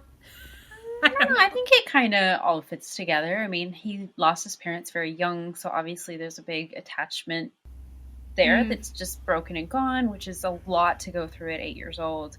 A lot. And then your only other living relative, from Henry's perspective at the time, it seems like he's not wanted, so he is self-sufficient only as like a survival method, not by choice. It's because he doesn't really feel like he has anyone, so maybe that's where the self-image issues come from, that maybe it's something wrong with him, that Bruno didn't want to keep him in the house or anything like that. And then that translates into other relationship problems down the road, of course. So I could kind of see it, definitely. But well, and Ned also calls him out as being like a loner, basically, like he doesn't have a lot of friends. I just find that interesting. I feel like what I would assume is if you don't have like family support, or if you don't have close family relationships, you would seek out those relationships in a lot of different places. But it makes him seem like he's somewhat inexperienced in other kinds of relationships. Like he doesn't have a lot of friends. This is his first and only girlfriend, and he's never going to get another one, which I guess is possible. It just feels like he doesn't seem like I guess what I'm trying to say is he doesn't seem like a fully fleshed out character to me. Like we just don't understand a lot of his, like what his life is like, And it seems kind of like a shallow skimming of the surface that doesn't make a whole lot of sense. I definitely would have liked more information about him. Of course, we get the summer plot line and then anything related to his uncle, but still not Henry himself. Right. I would have liked like a little Emerson, like Easter egg or something in there. That would have been fun. And look at what his college life is like or something like that. He doesn't live in New Orleans. He's just in town to deal with all this, right? So it's right. Kind of a missed opportunity. Maybe it was just a time and animation thing as well that didn't make it into the game, because that happens a lot in the series. But that's a great point. Great points. Yeah. Anyway. Oh, do we want to talk about the layout of the house? Oh, sorry, you had something. Well, I mean, that's kind of in the same vein of what I was going to talk about. I was going to say that it seemed to me that, like, the house felt very familiar to me, and it just seemed like, it seemed a lot like the Ghost of Thornton Hall house. I think it's the same model. Like, I think they used the same and flipped it. Okay, I was like, they had to have used some of the same, like, assets for this as they did in Thornton Hall, because even the way that they show the hallway, it's the hallway that gives it away for me, I think. Like, when you walk in and the tilt of it, they do the exact same thing in Ghost of Thornton Hall, which is very effective. I'm, not discrediting that at all, but it's just too similar to me. Yeah. And also, I mean, both of them are supposed to be in, like, the southern part. This is set in New Orleans. The other one's set boggy in areas Savannah. or marshy, maybe. Yeah. Right. Where you'd expect settling houses and things to sink eventually over time, especially older buildings like that. But, yeah, but I just wanted to call that out because that yes. was something I noticed this time around that I hadn't before. Yeah, I think it is something very similar to that, and they just flip-flopped which rooms you could go into. Sure. There are definitely some missing rooms in this house. There All that we got see... to be. So we walk into the front door. Okay, no. Back up. We start outside. We can see the front of the house. We can see that it's 3 stories, or we can see 3 levels of windows, right? And the front door is on the left-hand side of the house, and then I think there's 2 like columns of windows to the right side of that. So we walk in the front door. We have our foyer.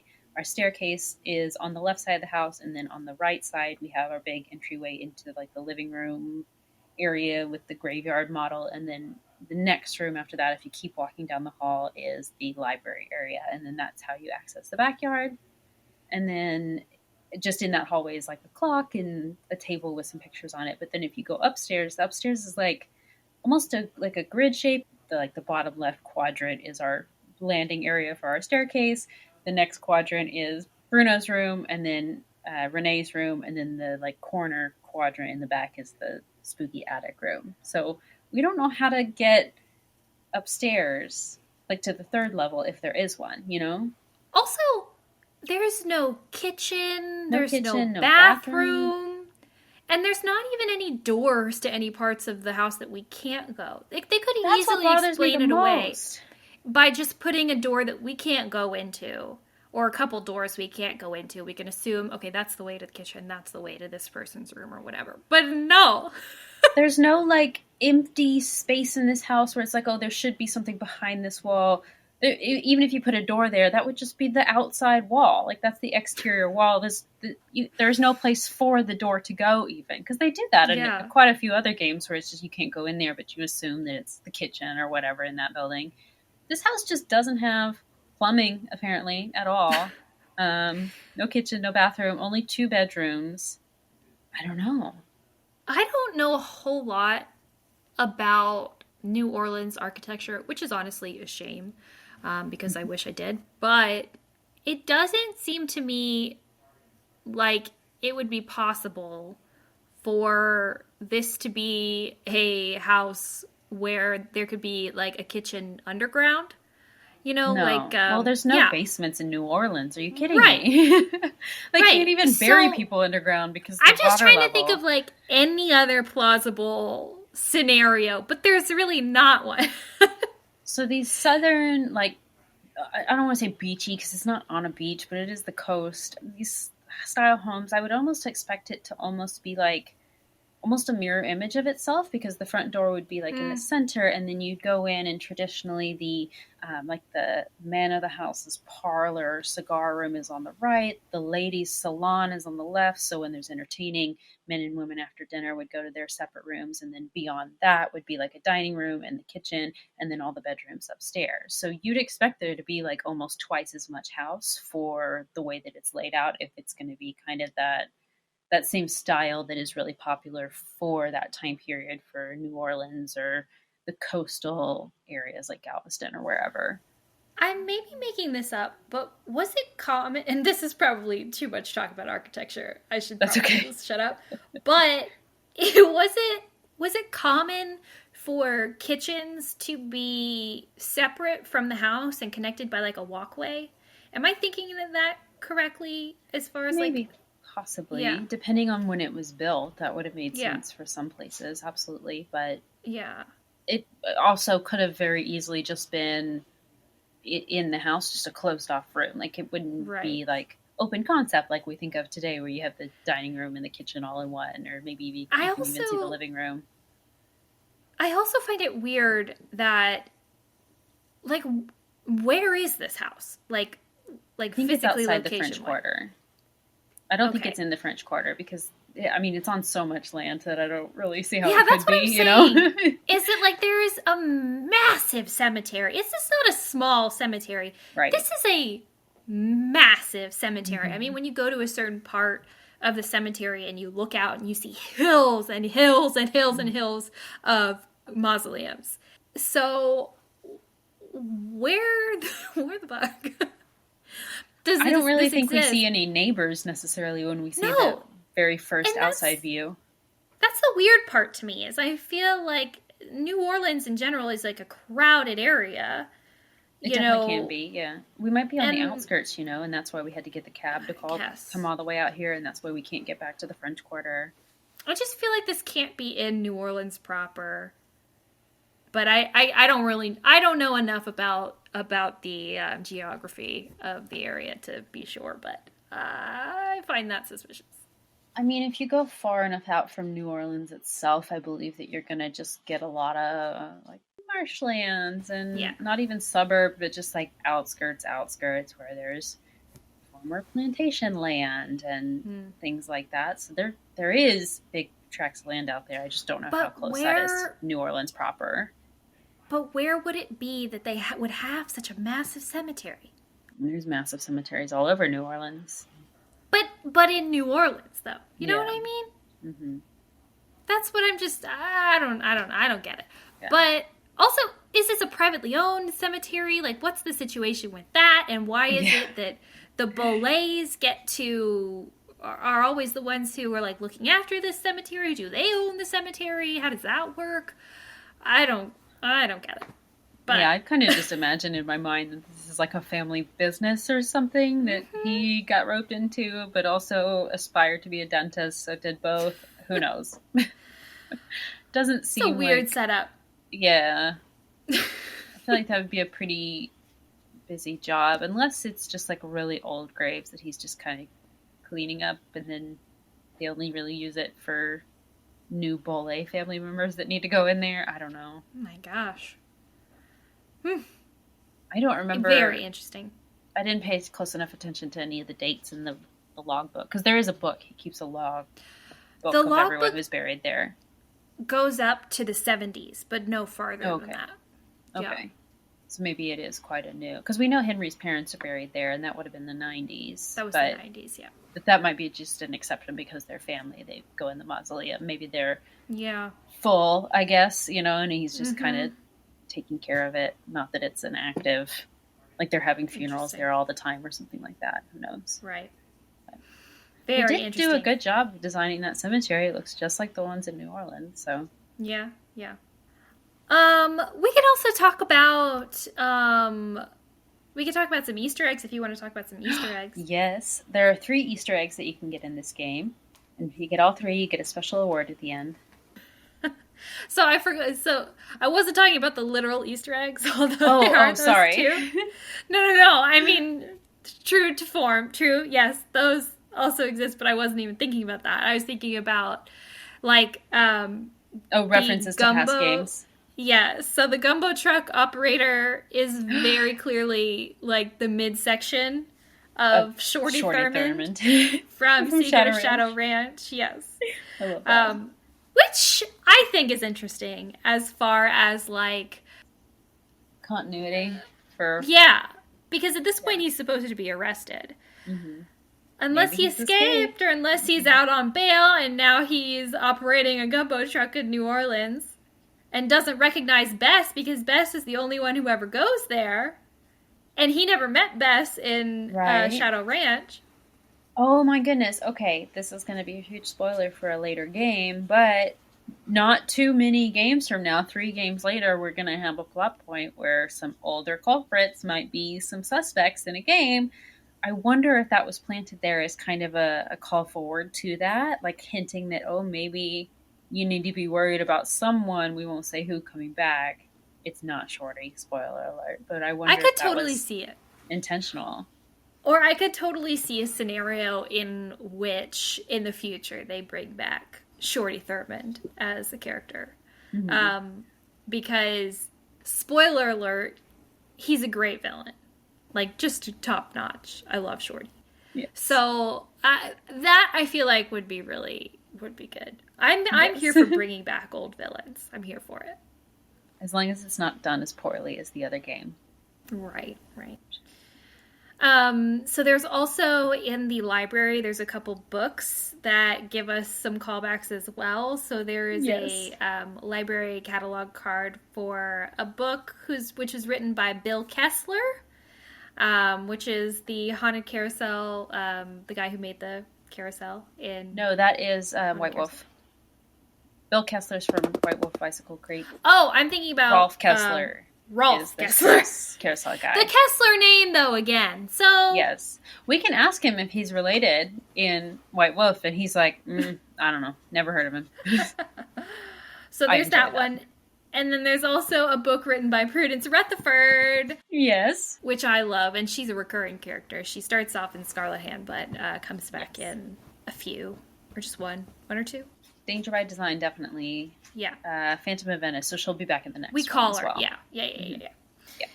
Yeah, we never see her, but we get her as a phone contact in a few games, which is fun.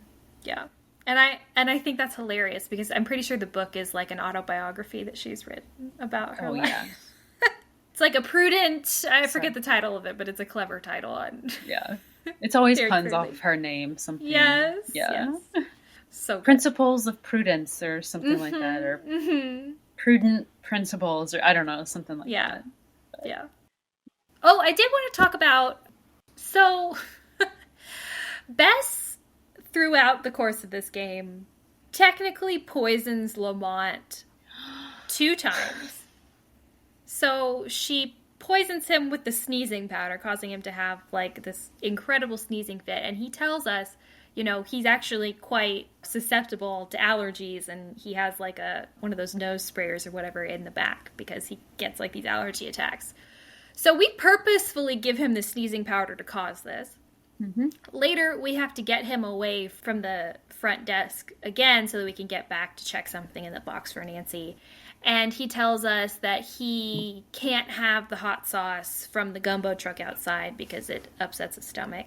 And so we have to purposefully give him gumbo from the truck with hot sauce on it that causes him to basically have to go shit. I don't know a nicer way to say that. He's ill. He doesn't feel well. To become ill. He has to go stay in the bathroom while Bess snoops, basically. Right. So, poor Lamont. Like, ethically, how do we feel about that? Because very poorly. I'm never comfortable with it. It seems really terrible for poor Lamont, who is just trying... Wrong. He's just trying to do his job, protect his business, like, not let uninsured employees into the back room, you know? Right. Like... And we're just here causing the guy to have insane allergic reactions, get violently ill immediately. Like... Twice! We don't even find a better excuse than just like... Well, I mean, the nose and then the hot sauce thing. That's 2 times. They could have just stuck with one and then found some other excuse, like prank call him to get him to come outside or something, you know? Something else that's not harming him. Ugh. Yeah. I did not like it at all. Again, this is all Nancy's fault. If Nancy never asked Bess to do this, this wouldn't have been an issue. Yeah, so I'm not calling. I just want to make it clear. I'm not calling out Bess for these actions. But Lamont does deserve better. Yeah. Poor Lamont. I like him. He doesn't really, I mean, we don't really get a lot of suspicion thrown on him other than the box stuff, and that gets cleared up pretty quickly. So there's nothing he does wrong. Yeah.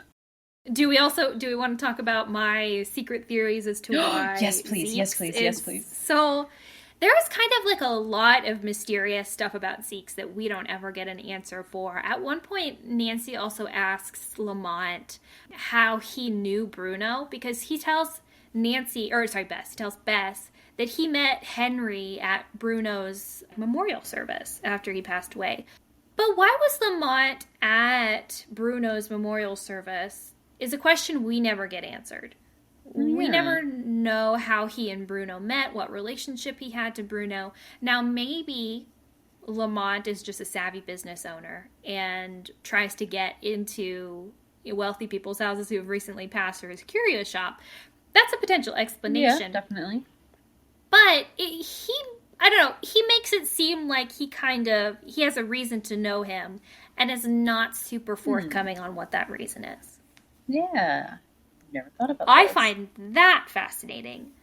The other thing I find fascinating is that, yes, there are all these weird things in his shop that are, like, weirder than you would normally find in a curio shop, I feel like.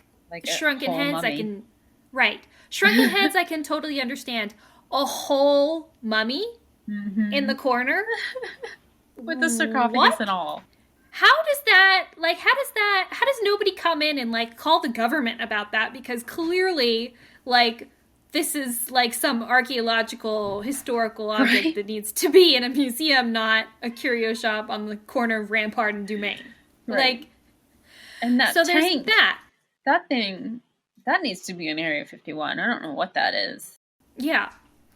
But also, we get if you look through the calendar that Henry has on his desk, and you go through all the different, like, locations where the Jolly Rogers crew meets, they meet at this location on Rampart and Dumaine quite often. Like, it's multiple times in the books or in the calendar that's listed there. So they meet in that alleyway all the time, pretty regularly. They change their location, but they meet there regularly. Do you think he's a Jolly Roger? Here's my thought. Is that this location, this curio shop, has some kind of connection to the Jolly Rogers crew. What the significance of the name Zeke's, I do not know.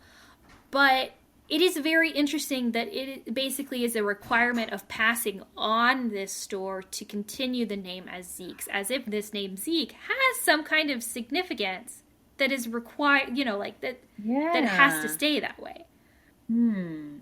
So my thought is, like, there's some kind of patronage situation here, or that this store somehow holds secrets for this secret society in some other way, shape, or form. Right. Because there's no way that it would make so much sense to me that Bruno or whoever in the Jolly Rogers crew would regularly run up against the proprietors of this curio shop if they're going to be in that alleyway, of course, every other month for a meeting. That would explain how they knew each other, definitely. It would explain how they know each other. And it would also kind of explain as to why Zeke's is a curio shop that is, like, still in business.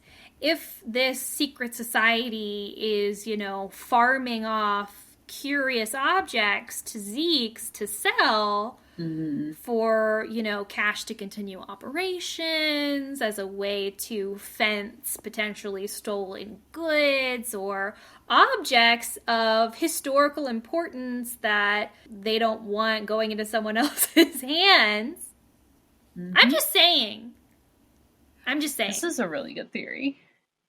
There's just a lot of weird unanswered questions and a lot of weird coincidences when it comes to Zeke's and Lamont and the Jolly Rogers. I need answers. They could have used Lamont, I feel like, more in this story, and making him somehow involved with this would have been a really interesting plot point. Yeah. We had something a little bit more direct confirmation, even if it wasn't like, yeah, he's a member, but we maybe really see something in the shop or a note or something, an invoice from the Jolly Rogers for something. Ooh. Or, the Jolly Rogers talking about something about it in their meeting. Yes. I really wish I could remember what they were talking about at the beginning of their meeting, but I think it was just some new, like, city ordinance or something from about New Orleans. But that's what I just don't understand. Is if they're no longer putting on parade floats, no longer organizing parade floats, what are they doing? If they've existed for 17 years post that, or, roughly however long it's been since they were shut down, at least 10 years, what are they doing? Why are they meeting? And there's a lot of them at that meeting. Yeah. There's at least 40 people there. Easy. But it was a big space, and he was standing up on, like, this platform with, like, this spotlight. Could have easily been 200 people there. Seemed like a warehouse or something. Yeah. So, what are they doing? One, why don't they want women in their club? I mean, maybe just because they're sexist. But two, it just seems like there's got to be something else going on. Some kind of criminal activity or something that requires them to stay secret and somehow continue operation.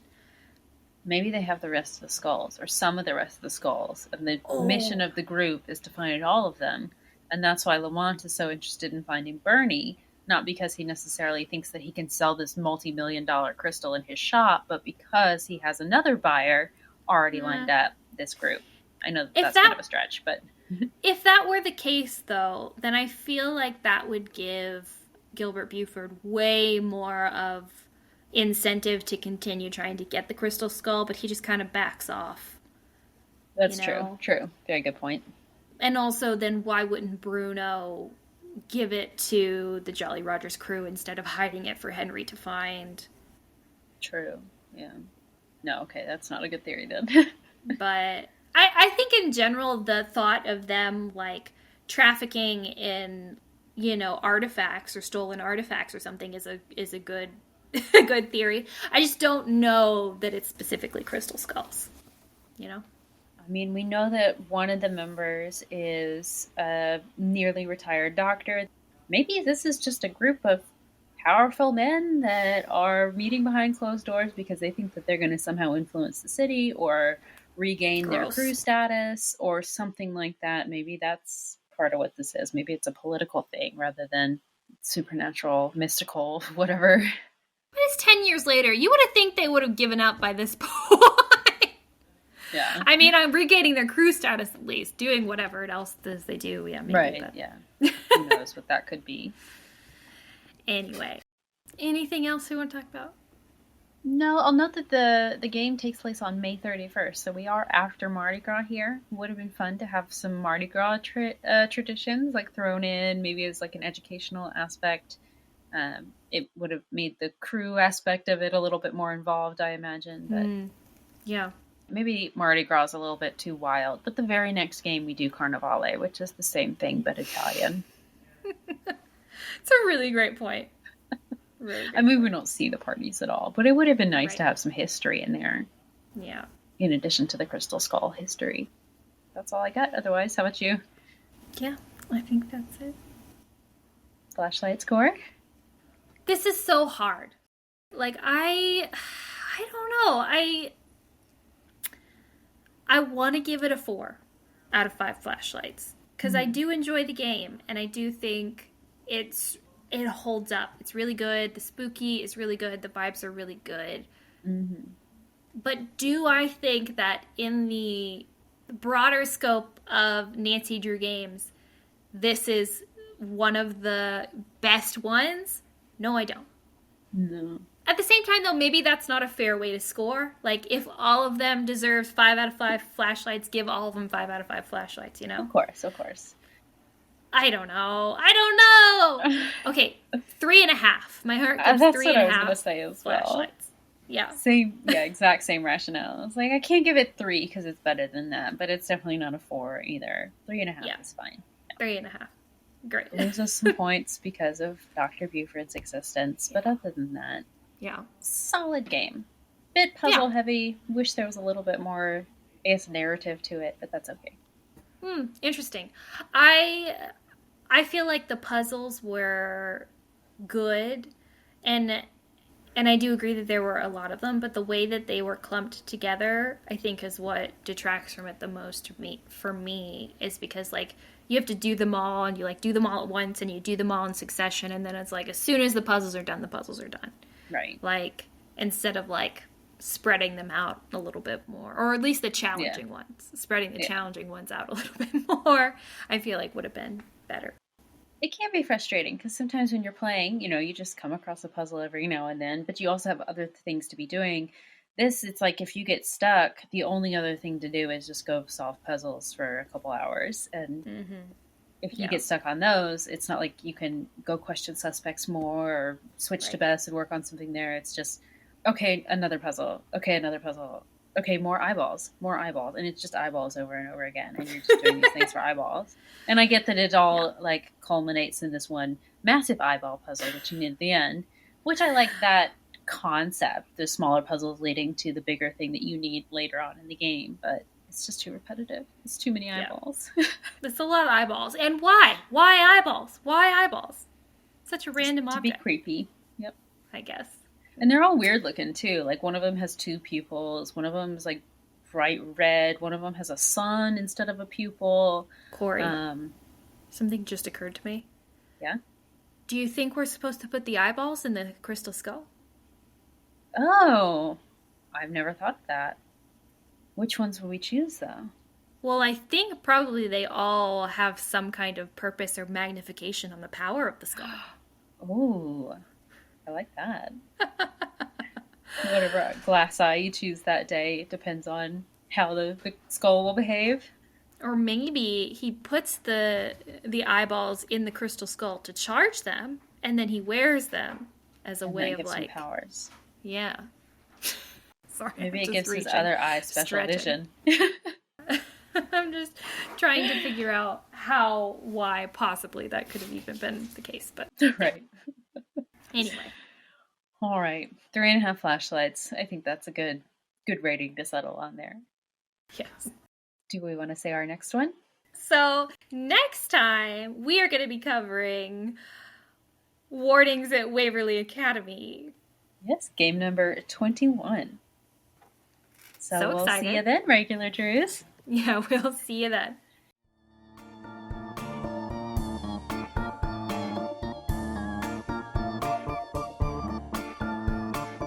Thank you for listening to Regular Nancy Drew. Email us at regularnancydrew@gmail.com. If you like this episode, make sure to rate, review, and subscribe. You can also follow us on Instagram at Regular Nancy Drew and Twitter at RegularND. You can also support us on Patreon. Patrons at the $3 level vote on upcoming episode topics, and all patrons receive early access to each episode as well as weekly bonus content. And to all you regular Drews out there, thanks for listening.